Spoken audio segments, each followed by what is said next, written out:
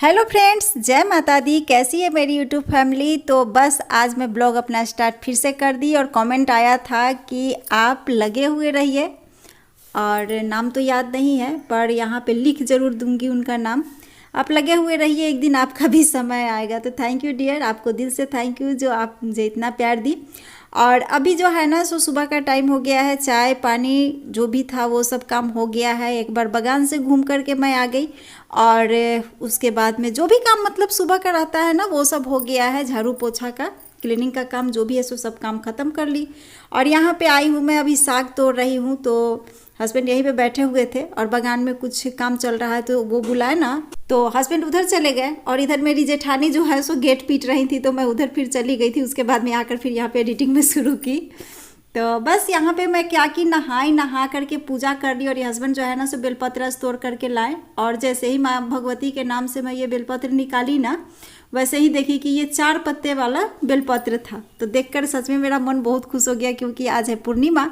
और पूर्णिमा के दिन जैसे कि रखी थी कि भोला बाबा को जल ढालूंगी, तो बहुत सारा बेलपत्र, विष्णु भगवान का जो ठाकुर जी का पूजा मेरे यहाँ होता है, सत्यनारायण भगवान की कथा जो होती है मंथली, तो वो भी होने वाली है। तो सोची थी कि वहाँ पे दे दूंगी, पर यहाँ पे मैं क्या की थी ना कि थोड़ा सा रोड़ी और सिंदूर लगा ली थी माँ भगवती को चढ़ाने के लिए। तो सोची कि नहीं चलो, माँ के नाम से ये बेलपत्र निकल गया है तो माँ को ही चढ़ा देती हूँ।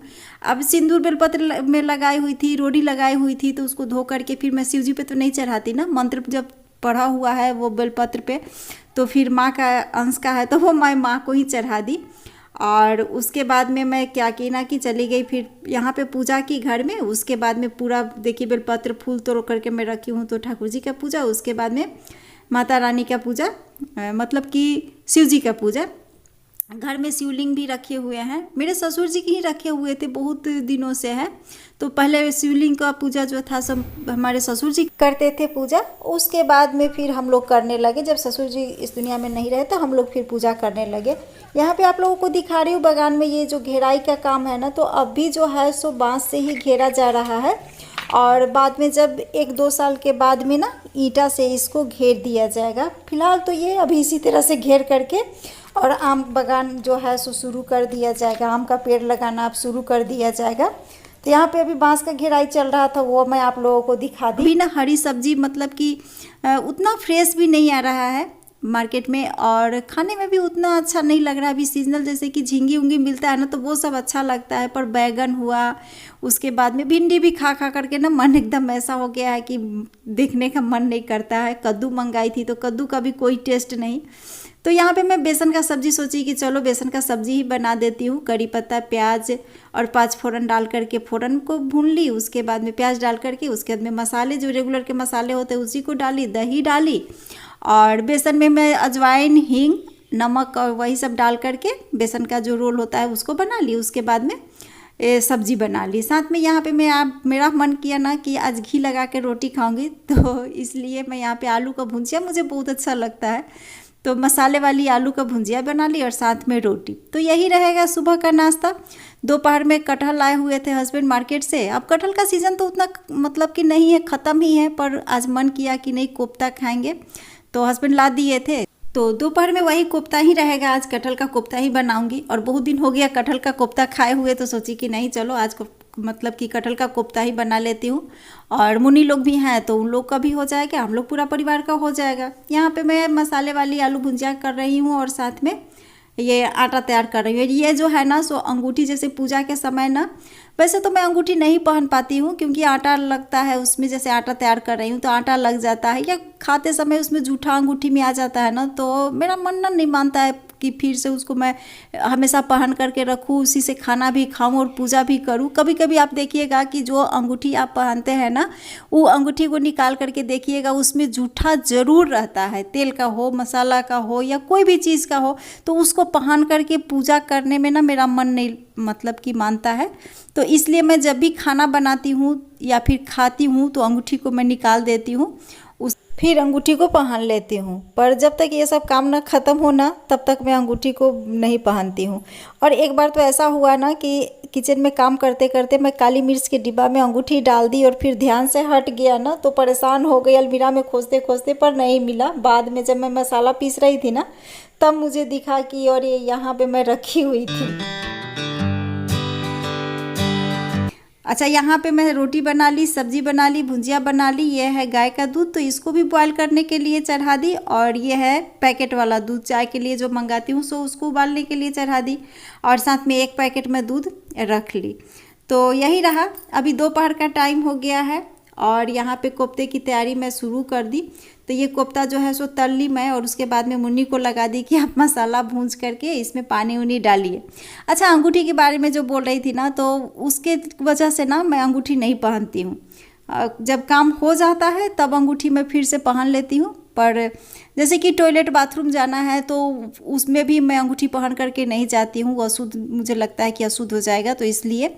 और बहुत लोग हैं, ऐसा नहीं है, मेरा मन नहीं मानता है इसलिए मैं नहीं करती हूँ। अगर जिसका मन मानता है वो लोग करते हैं। हस्बैंड का भी वही हाल है।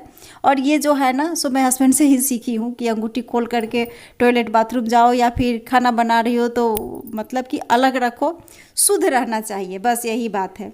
यहाँ पे कटहल की कोफ्ते जो है ना, सो बहुत ही यम्मी वाली कटहल की कोफ्ते होती है। सीज़न तो नहीं है, बिना सीज़न का ये कटहल का कोफ्ता बना है, बिना सीज़न का कटहल आया, पर बड़ा ही यम्मी वाला सब्जी बन गया था। हाँ, ये चीज़ है कि इसमें तेल भी बहुत ज़्यादा पड़ा, कम तेल में ये नहीं बना। इतना तेल हम लोग नहीं खाते हैं, पर फिर भी कभी कभी मन करता है तो खा भी लेती हूँ ये तेल मसाले वाली सब्जी।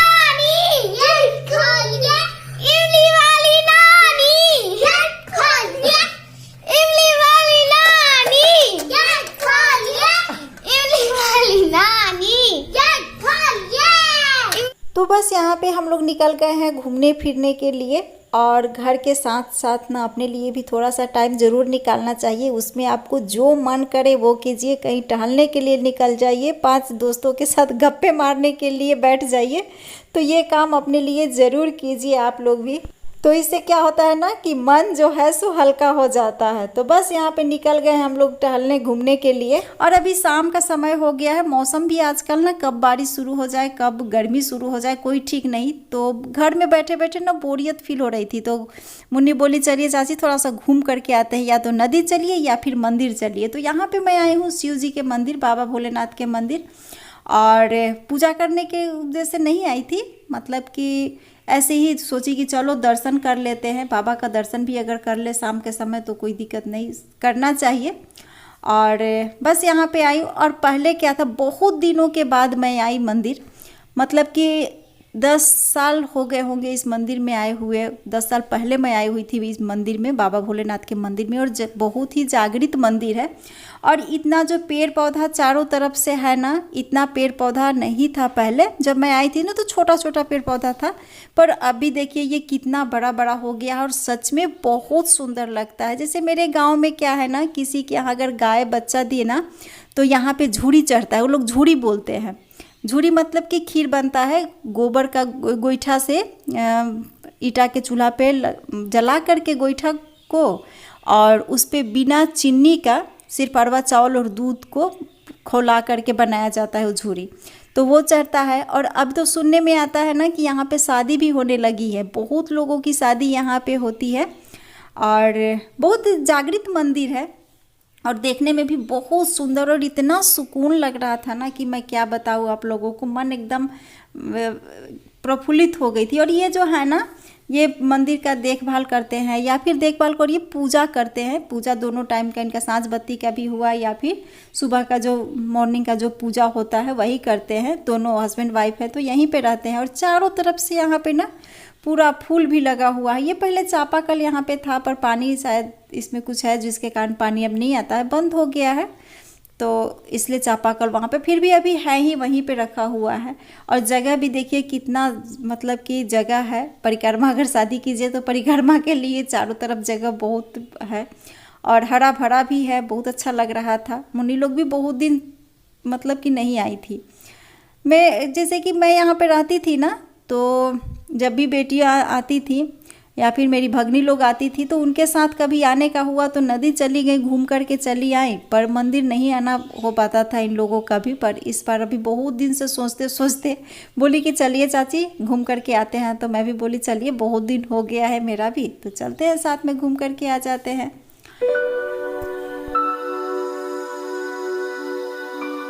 और हम लोग भी मंदिर पे पहुंच चुके हैं। हमने खा अभी। देखिए यहाँ पे विष्णु भगवान का मूर्ति है, कितनी प्यारी मूर्ति है।